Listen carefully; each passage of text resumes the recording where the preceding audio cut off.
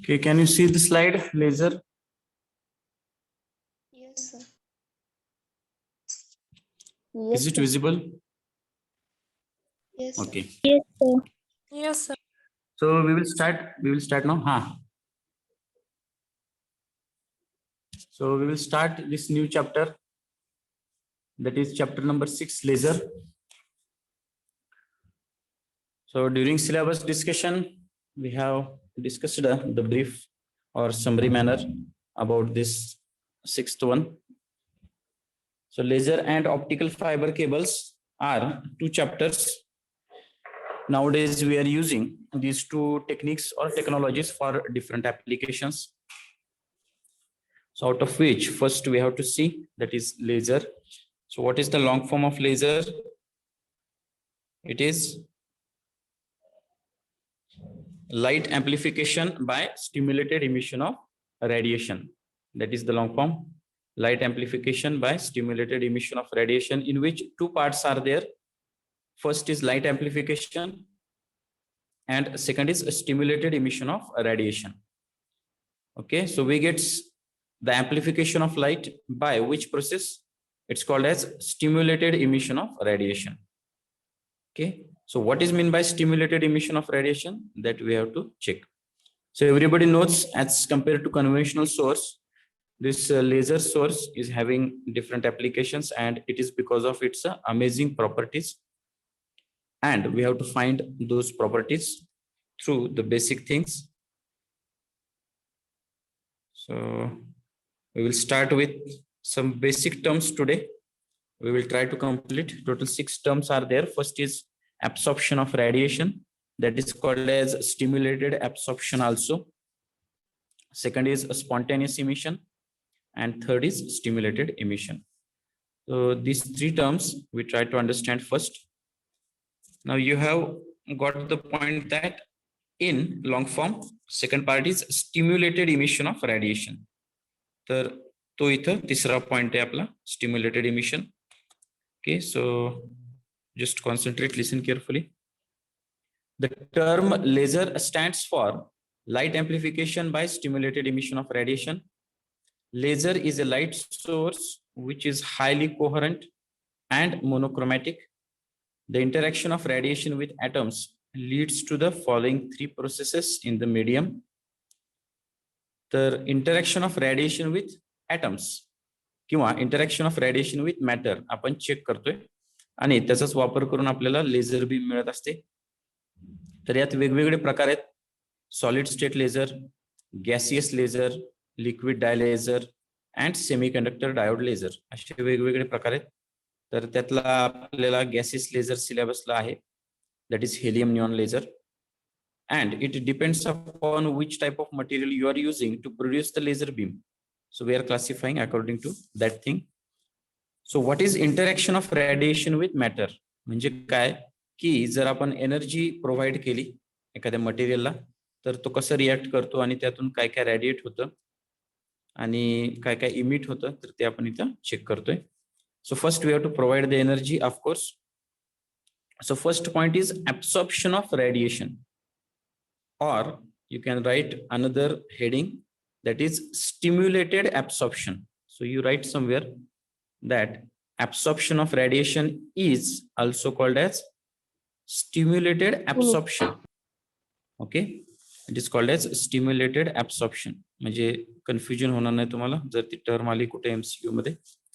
So what it means, so let us try to understand. When a photon of energy h nu is incident on an atomic system, the atom gets excited from a lower energy E1 to a higher energy E2. In this process, the photon gets absorbed and the atom is said to be excited. तर याचा अर्थ काय ते आपण check करू.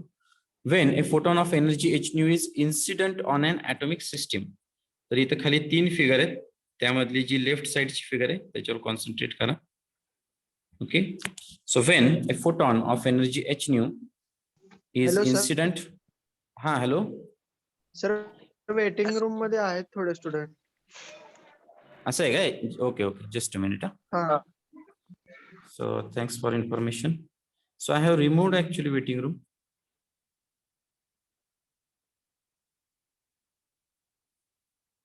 Okay, so I have removed the waiting room.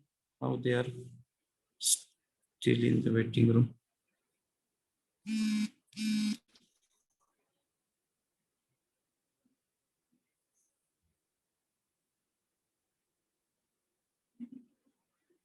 Okay, so I think all are in now.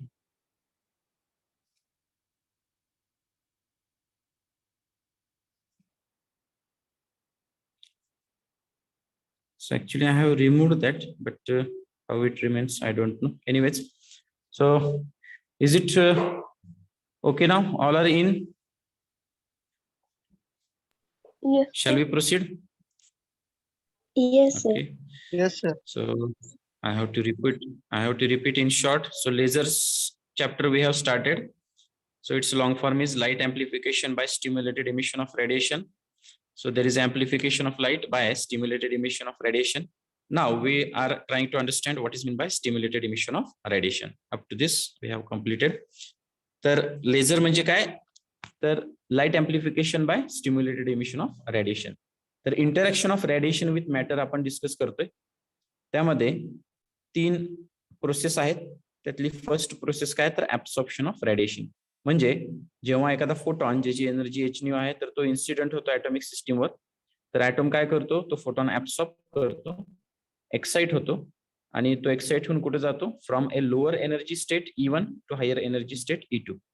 तर या प्रोसेसमध्ये फोटॉन ऍब्सॉर्ब होतो, म्हणून ह्याला आपण काय म्हणतो? ऍब्सॉर्प्शन ऑफ रेडिएशन किंवा स्टिम्युलेटेड ऍब्सॉर्प्शन. ओके, तर इथे तुम्ही पहिल्या फिगर मध्ये हे बघू शकताय लेफ्ट साइड. तर ऍटम कुठे आहे? तर लोअर स्टेटला आहे आणि आपण त्याला फोटॉन म्हणजे एनर्जी प्रोव्हाइड करतो. तर तो काय करतोय? तर ऍटम ऍब्सॉर्ब करतो and it jumps from lower level to higher level और upper level. That is called as absorption of radiation. Now what is meant by next two? It is called as spontaneous emission and stimulated emission. Both are emission. So what is the difference that we have to check?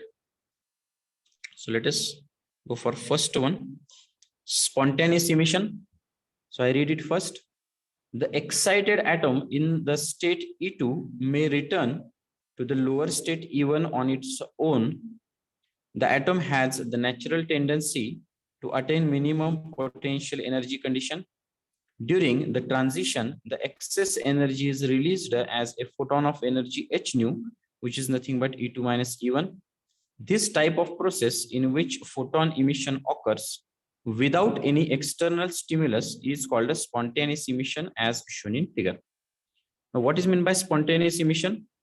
तर इथे आपण काय म्हणतोय? The excited atom in the state E2, जो मगाशी atom excite झाला आणि E1 to E2 गेला, त्याच्याबद्दल आपण बोलतोय. May return to the lower energy state E1 on its own. तर तो लोअर स्टेटला येतो. हे कशामुळे होतं?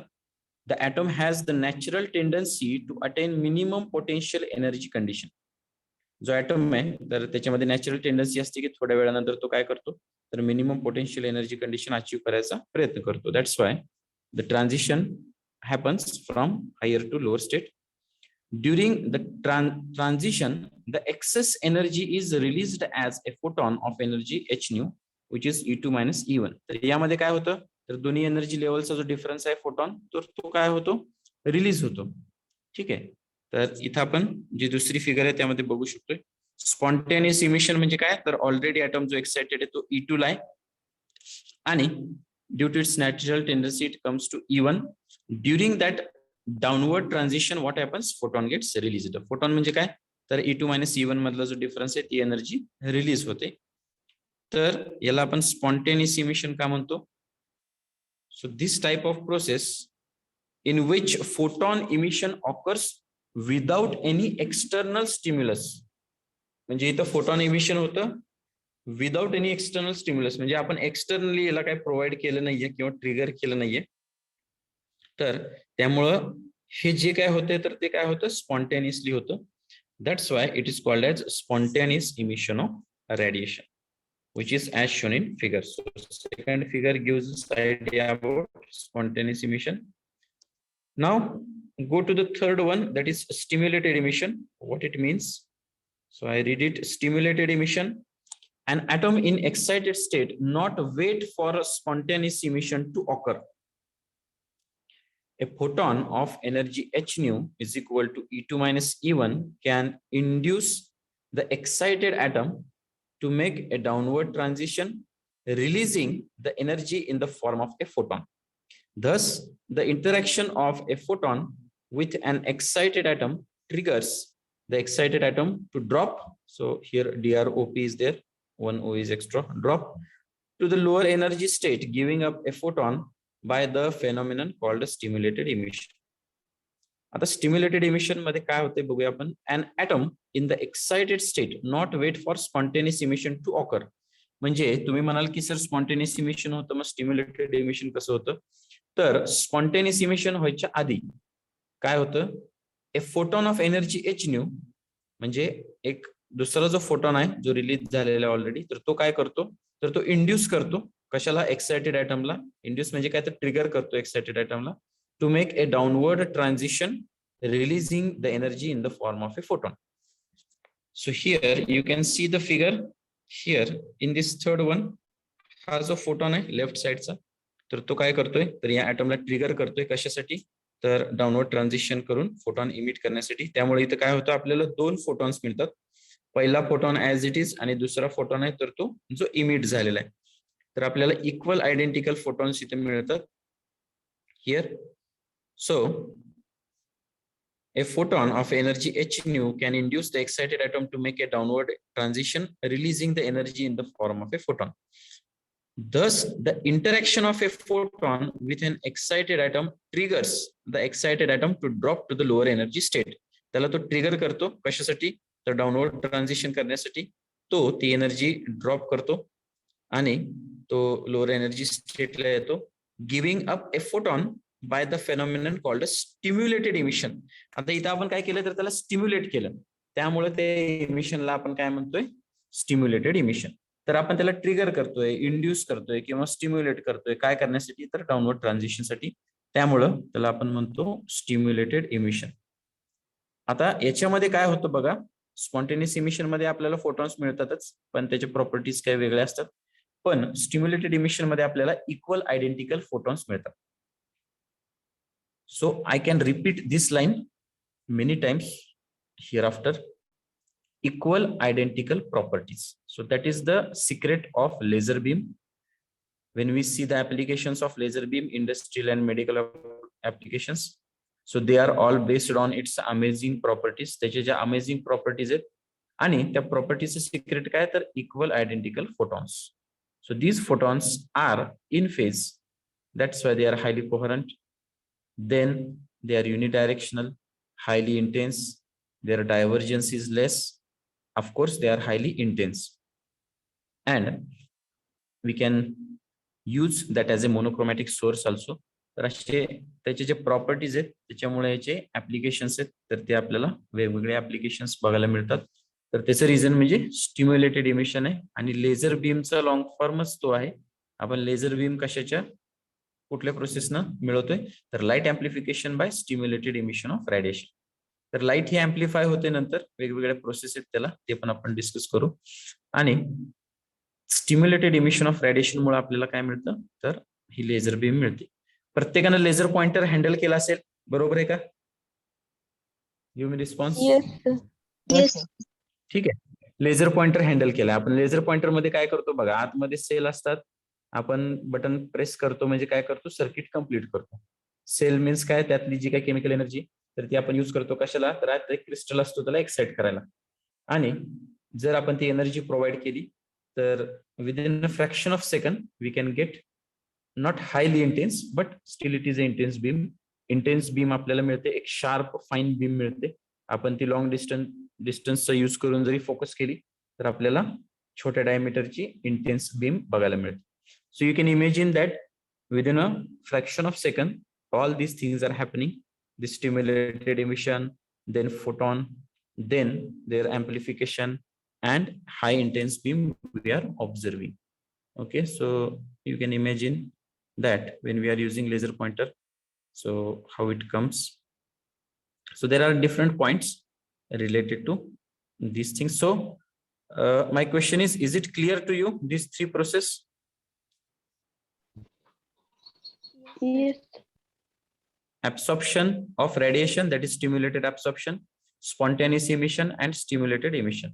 आता हे फिगर मी इथे समोर ठेवतो आणि डिस्कस करूया आपण परत एकदा इन शॉर्ट मध्ये. स्टिम्युलेटेड ऍब्सॉर्प्शन म्हणजे काय, तर आपण एनर्जी प्रोव्हाइड करतो ऍटम्सला. जे ऍटम्स लोअर स्टेटला आहेत तर ते काय होतात, एक्साइट होतात, ते ऍब्सॉर्ब करून आणि हायर स्टेटला जातात. तर या प्रोसेसला आपण म्हणतो स्टिम्युलेटेड ऍब्सॉर्प्शन. ठीक आहे. नेक्स्ट काय, स्पॉन्टेनियस इमिशन. स्पॉन्टेनियस इमिशन म्हणजे जो एक्साइटेड ऍटम आहे तर त्याच्या नॅचरल टेंडन्सीमुळे तो थोड्या वेळानं काय होतो, तर त्याची एनर्जी आहे तर ती इमिट करतो इन टर्म्स ऑफ फोटॉन आणि तो डाऊनवर्ड स्टेटला येतो. तर हे स्पॉन्टेनियसली होतं, त्यामुळे त्याला आपण म्हणतो स्पॉन्टेनियस इमिशन. थर्ड प्रोसेस काय, तर स्टिम्युलेटेड इमिशन. यामध्ये एक्साइटेड ऍटम जो आहे तर तो स्पॉन्टेनियस इमिशन व्हायच्या आधी आपण त्याला काय करतो, ट्रिगर करतो अनदर फोटॉन्सनी आणि त्यामुळं काय होतं, तर तो त्याची एनर्जी रिलीज करतो आणि आपल्याला इक्वल आयडेंटिकल फोटॉन्स मिळतात. So this two photons once again trigger another 2, it becomes 4, then 8, 16, 32, 64, 128, etc. So we can get equal identical photons. That is called as stimulated emission. So is it clear to all? Shall we proceed? Yes, sir. Okay, so before proceeding, so I cannot see the student name directly. So I request you, you can take initiative and you can read these three terms. So first I will invite the student with me. Okay, so you have to just read first point, absorption of radiation. When a photon of energy h nu is incident on an atomic system, the atoms gets excited from lower energy E1 to higher energy E2. In this process, this photon gets absorbed and the atoms get to be excited. Okay, so this is the first one. Now the forum is open to all. So next student, you can unmute yourself and read the spontaneous emission. Anyone? Don't raise the hand, just unmute and take the opportunity. Spontaneous emission. Ah. The excited atom in this state E2 may return to the lower energy state E1 on its own. The atom has the natural tendency to attain minimum potential energy condition. During the transition of excess energy is released as a photon of energy h nu equal to E2 minus E1. This type of process in which the photon emission occurs without any external stimulus is called a spontaneous emission as shown in the figure. Okay, good.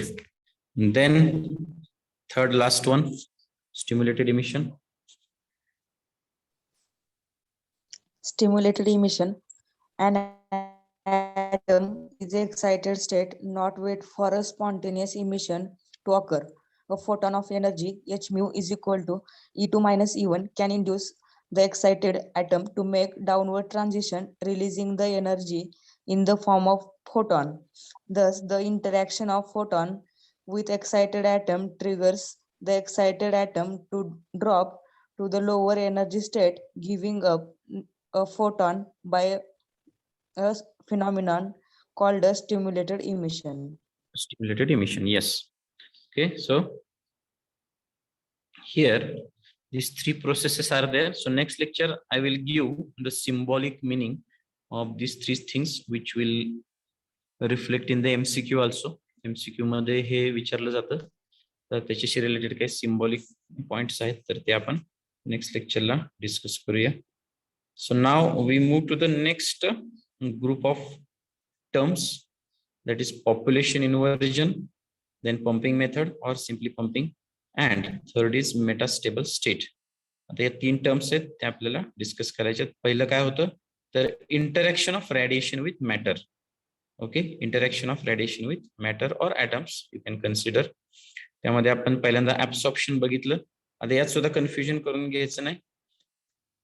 Absorption याचा अर्थ item energy absorb करतोय. Emission याचा अर्थ item energy emit करतोय. Simply त्याच्या title वरनं तुम्ही हे लक्षात ठेवू शकताय. स्टिम्युलेटेड ऍब्सॉर्प्शन म्हणजे इथं काय होतंय तर फोटॉन ऍब्सॉर्ब केला जातोय. स्पॉन्टेनियस इमिशन, स्पॉन्टेनियसली इमिट होतोय, एक फोटॉन जाणार. स्टिम्युलेटेड इमिशन, आपण त्याला ट्रिगर किंवा स्टिम्युलेट करतोय, आपल्याला भरपूर फोटॉन्स त्यामध्ये मिळतात. ठीक आहे, तर हे लक्षात ठेवायचं. जिथे इमिशन आहे तिथे फोटॉन इमिट होतोय, जिथे ऍब्सॉर्प्शन आहे तिथे फोटॉन ऍब्सॉर्ब होतोय. स्पॉन्टेनियस म्हणजे तिथं विदाउट एनी एक्सटर्नल स्टिम्युलस आहे, नॅचरल टेंडन्सी आहे. स्टिम्युलेटेड म्हणजे तिथं आपण त्याला इंड्यूस करतोय, ट्रिगर करतोय आणि ती प्रोसेस आपण मिळवतोय. So these are the differences. Now let us go to the next slot, that is population inversion, pumping method and metastable state. तर हे आता आपण किती कव्हर होते ते बघू आणि हे कंप्लीट झाल्यानंतर आपण याला रिव्हिजन घेऊया परत next time. So population inversion. So from population word you can guess it is related to population of not human being here, it is related to population of atoms. So the process of getting a large percentage of atoms into an excited state is called as population inversion. If a large number of atoms can be excited to upper energy levels, then the probability of stimulated emission becomes greater. आता तुम्ही म्हणाल की या terms का discuss करायच्या, तर जर आपल्याला स्टिम्युलेटेड इमिशन पाहिजे असेल आणि जर आपल्याला लेझर बीम पाहिजे असेल तर या सगळ्या टर्म्स आहेत, तर त्या त्याच्यासाठी इम्पॉर्टंट आहेत. तर त्यातली पहिली टर्म आहे पॉप्युलेशन इन्व्हर्जन. म्हणजे इथं आपण काय अचीव्ह करायचंय ते आपण बघू. इथं जर तुम्ही फिगर बघितली तर तुमच्या लक्षात येईल की दोन आपण एनर्जी लेवल दाखवलेत आणि त्यामध्ये N1 आणि N2 म्हणजे नंबर ऑफ ऍटम्स आपण दाखवतोय. So can anybody tell me here the relation between N1 and N2? Means N1 is equal to N2 आहे का N1 is greater than N2 आहे का N1 is less than N2 आहे? N1 is greater than N2. Okay, N1 is greater than N2. So that is called as equilibrium condition. म्हणजे काय की ही natural condition आहे, पण आपल्याला काय करायचं, इन्व्हर्ट करायची. ही कंडिशन आहे तर ती इन्व्हर्ट करायची. म्हणजे आपल्याला हे जे पॉप्युलेशन आहे कशाचं तर ऍटम्सचं, तर ते आपल्याला मॅक्झिमाइज करायचंय कुठं तर वरच्या लेवल्सला. म्हणूनच याला आपण पॉप्युलेशन इन्व्हर्जन म्हणतो. म्हणजे नॅचरल कंडिशन आहे N1 is greater than N2, पण आपल्याला अचीव्ह काय करायचंय, N2 is greater than N1. Okay, so remember this things. The process of getting a large percentage of atoms into an excited state is called as population inversion. तर यालाच population inversion आपण म्हणतो. काय तर जास्तीत जास्त ऍटम्स आहेत तर ते एक्साइटेड स्टेटला आपल्याला शिफ्ट करायचे. आता हे कशासाठी करायचं, if a large number of atoms can be excited to upper energy levels. जर हे ऍटम्स लार्ज नंबर मध्ये आपण त्याला एक्साइट करून अप्पर एनर्जी लेवलला गेलं तर काय होतं, then the probability of stimulated emission becomes greater. तर स्टिम्युलेटेड इमिशनची जी प्रोबॅबिलिटी आहे तर ती वाढते. कशी काय वाढणार, तर बघा स्टिम्युलेटेड इमिशन म्हणजे काय आपण बघितलंय की स्टिम्युलेटेड इमिशनला ऍटम कुठं पाहिजे तर वर पाहिजे, एक्साइटेड लेवलला पाहिजे, तरच आपल्याला काय होणार, ट्रान्झिशन होणार खाली आणि आपल्याला फोटॉन्स इमिट होणार. ठीक आहे, म्हणजे जर आपल्याला स्टिम्युलेटेड इमिशन जास्तीत जास्त प्रमाणात व्हायचं असेल तर आपल्याला हे पॉप्युलेशन इन्व्हर्जन अचीव्ह करावं लागणार आहे. ठीक आहे. Now, is it true that population inversion can be achieved automatically without any support? असं होऊ शकतं का? No. Yes. What we have to do? We have to provide Energy. Yes, we have to provide energy. So that is the second point. तर तो आपला second point आहे. तो म्हणजे काय, तर पंपिंग मेथड किंवा आपण ह्याला सिम्पली पंपिंग असं म्हटलं तरी चालेल. So what is that? For achieving and maintaining the condition of population inversion, we have to raise continuously the atoms in the lower energy to the upper energy level. It requires energy to be supplied to the system. The process of supplying energy to the medium to achieve state of population inversion is known as pumping. तर pumping म्हणजे काय थोडक्यात, तर आपण जी energy supply करतोय कशाला, त्या मीडियमला, त्या मटेरियलला, कशासाठी तर पॉप्युलेशन इन्व्हर्जन अचीव्ह होण्यासाठी जे आपण करतोय तर त्यालाच आपण म्हणतो पंपिंग मेथड. परत एकदा रिपीट करतो आता. फॉर अचिव्हिंग अँड मेंटेनिंग म्हणजे पॉप्युलेशन इन्व्हर्जन ही कंडिशन आपल्याला अचीव्ह करण्यासाठी काय करतो, काय करावं लागतं आपल्याला, we have to raise continuously the atoms from lower state to higher state. आपल्याला atoms आहेत तर ते continuously lower to higher state आपल्याला पोहोचवले पाहिजेत. It requires energy to be supplied to the system. त्याच्यासाठी एनर्जी रिक्वायरमेंट आपल्याला लागते त्या सिस्टीमला द्यायला. तर the process of supplying energy to the medium, तर अशी प्रोसेस की ज्यामध्ये आपण एनर्जी सप्लाय करतो मीडियमला, कशासाठी? To achieve state of population inversion. तर पॉप्युलेशन इन्व्हर्जन ही स्टेट अचीव करण्यासाठी जी आपण एनर्जी सप्लाय करतो मीडियमला त्यालाच काय म्हणतो आपण? पंपिंग. तर आता इथं मी दिलं नाही, ऍडिशनल इन्फॉर्मेशन सांगतो की यामध्ये प्रकार आहेत. म्हणजे काय की सॉलिड स्टेट लेझर असेल तर त्यात आपण ऑप्टिकल पंपिंग वापरतो. त्यानंतर गॅसियस लेझर असेल तर इलेक्ट्रिक डिस्चार्ज मेथड किंवा एक्सायटेशन आपण वापरतो. त्यानंतर सेमीकंडक्टर डायोड लेझर असेल तर त्यामध्ये आपण काय करतो? डायरेक्ट कन्व्हर्जन, म्हणजे त्याला आपण इलेक्ट्रिक फील्ड मध्ये कनेक्ट करतो आणि एनर्जी सप्लाय करतो. तर हे सगळे वेगवेगळ्या पद्धतीत त्या टाईपच्या आणि त्याचा वापर करून आपण काय करतो? तर ही पंपिंग जी प्रोसेस आहे तर त्याच्या थ्रू पॉप्युलेशन इन्व्हर्जन अचीव करतो. नाव the next and important point is metastable state. आता हा जो पॉइंट आहे तो सगळ्यात इम्पॉर्टंट आहे. म्हणजे असं आहे का की कुठलं पण मटेरियल घ्या, त्याला एनर्जी प्रोव्हाइड करा आणि आपल्याला त्यातनं लेझर बीम मिळते, असं शक्य आहे का? No. Means there are certain conditions. असं नाही की बाबा कुठलंही मटेरियल यूज केलंय, काहीतरी त्याला एनर्जी प्रोव्हाइड केली आणि आपल्याला लेझर बीम मिळायला लागली, तर असं नाहीये. तर त्या मटेरियलची काही प्रॉपर्टीज आहेत आणि त्यामध्ये काही एनर्जी लेवल्स आहेत की ज्या ह्याच्यासाठी मदत करतात. त्या स्टेटलाच आपण काय म्हणतो? तर मेटास्टेबल स्टेट. तर आपण फिगर डिस्कस करूया. पहिल्यांदा हा पॅराग्राफ वाचतो. So listen carefully, it is important one. Normally excited atoms have short lifetimes. It means that atoms do not stay long enough at the excited state to be stimulated. Under such circumstances, population inversion cannot be established. It is necessary that the excited state has a longer lifetime so that the excited atoms are waiting at the upper energy level. A metastable state is such a state in which single photon emission is impossible, has an unusually long lifetime. It is of the order of 10⁻³ to 10⁻⁶. There could be no population inversion and hence no laser action if metastable state do not exist. Okay. आता ही metastable state म्हणजे काय तर ते आपण बघूया. तर इथे तुम्ही फिगर बघू शकताय की यामध्ये आपण ग्राउंड स्टेट दाखवली लेफ्ट बॉटमला. त्यानंतर ऑप्टिकल पंपिंग एक प्रकार आहे पंपिंगचा. मी मगाशी सांगितलं तसं ऑप्टिकल पंपिंग म्हणजे काय तर ऍब्सॉर्प्शन झालं तिथं आणि ते जे सगळे ऍटम्स आहेत तर ते हायर एक्साइटेड स्टेटला गेले. तिथं काय झालं? स्पॉन्टेनियस ट्रान्झिशन झालं नॅचरली आणि ते एका मधल्या स्टेटला आले. इथे तुम्ही बघू शकता त्याला आपण काय म्हटलंय? Metastable state. पर्पल कलर ना आपण त्याला दाखवलेलं, तरी ती मेटास्टेबल स्टेट आहे. तर तिथं काय झालं तर तिथं ऍटम्स जास्त वेळ थांबल्यामुळं स्टिम्युलेटेड इमिशन तिथून झालं आणि स्टिम्युलेटेड इमिशन झाल्यानंतर आपल्याला तिथून फोटॉन्स इमिट झाले. परत स्पॉन्टेनियसली दुसऱ्या स्टेटनं ते ग्राउंड स्टेटला आलेले आणि ही प्रोसेस चालू राहते. आता यामध्ये फरक काय? वेगवेगळ्या स्टेट दाखवल्यात, मग मेटास्टेबल स्टेटच वेगळी का आणि तिचा इम्पॉर्टन्स काय आहे तर ते आपण आता चेक करू. Normally excited atoms have short life times. म्हणजे जे एक्साइटेड ॲटम्स आहेत त्यांचा लाईफ टाइम काय असतो? शॉर्ट. आता लाईफ टाइम म्हणजे काय तर त्या स्टेटमध्ये तो ॲटम किती वेळासाठी थांबला याला आपण काय म्हणतो? त्याचा लाईफ टाइम.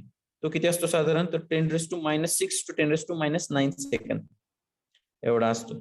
ठीक आहे. मग त्याच्यात आणि मेटास्टेबल स्टेट मध्ये काय फरक आहे तर याच्यामध्ये लाईफ टाइम जास्त असतो 10⁻³ to 10⁻⁶ सेकंद. तुम्ही म्हणाल सर 10⁻³ to 10⁻⁶ पण खूप कमी आहे, तुम्ही त्याला जास्त कसं म्हणताय?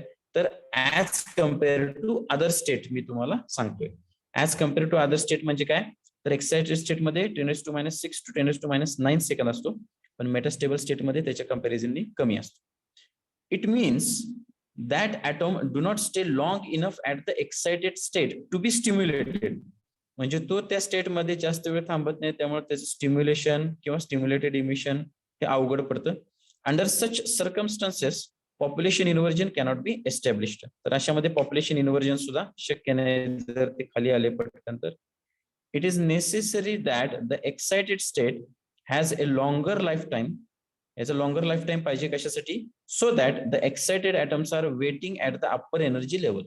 तर अप्पर एनर्जी लेवलला ते कुठेतरी थांबले पाहिजेत थोड्या वेळासाठी, जेणेकरून स्टिम्युलेटेड इमिशन होईल आणि आपल्याला फोटॉन्स मिळतील.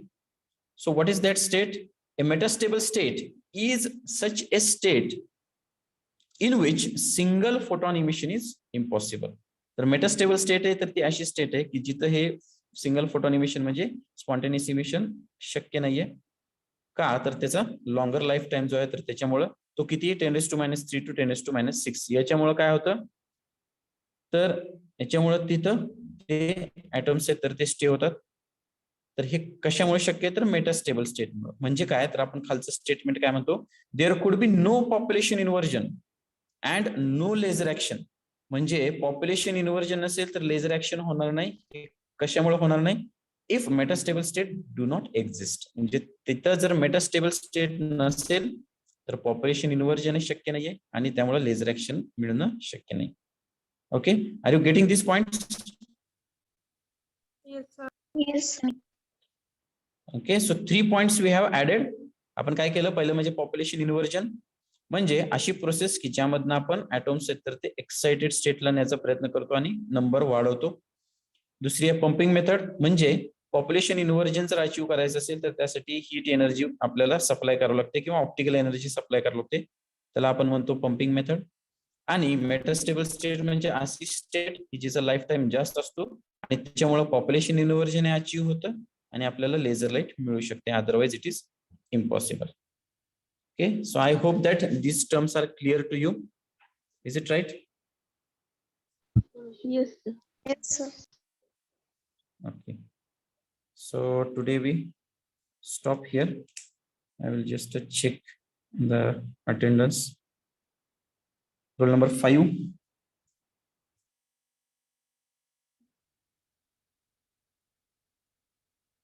Um, 30. Roll number 30. 42.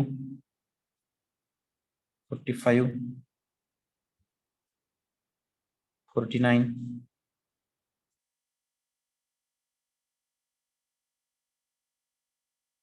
56.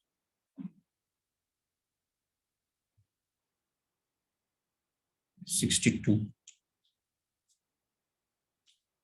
Okay, so we conclude here today. Next lecture we will go for revision and then we go for next point.